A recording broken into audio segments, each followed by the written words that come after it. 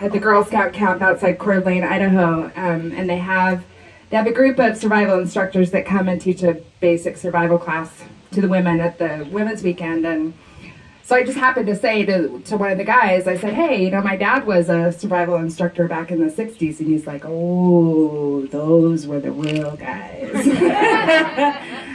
He said, you know, with technology and things, it's changed a lot. But those were the pioneers. Those were the guys who really kind of started this program and have brought it to the places that it is. So he gave me his name and number.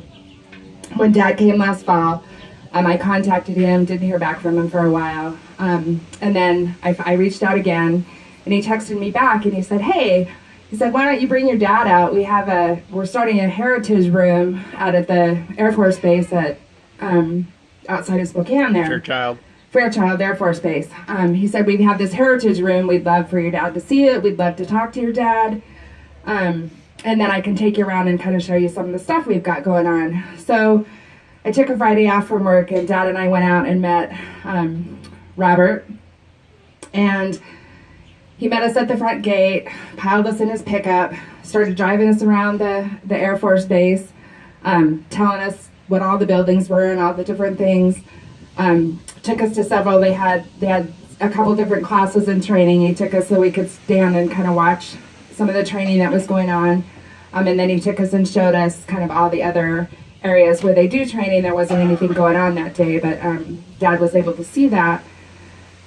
And then the most amazing thing to me was he took us to the Heritage Room, which was really cool, and Dad was able to look through pictures and find people that he had been in school with, and then as an instructor, which I think was really cool.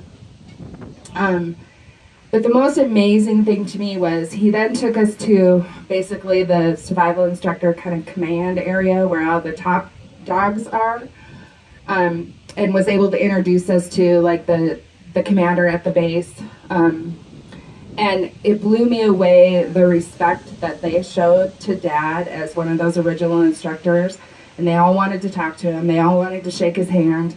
And they really just revered kind of the good old days, talked about the real survival instructors, because they didn't have technology. They did it all kind of with nothing. They had no cell phones, they had no computers, they had no sat radios, they had nothing. So, but it was just it was an incredible experience to just see the honor that he was given when we were on that base.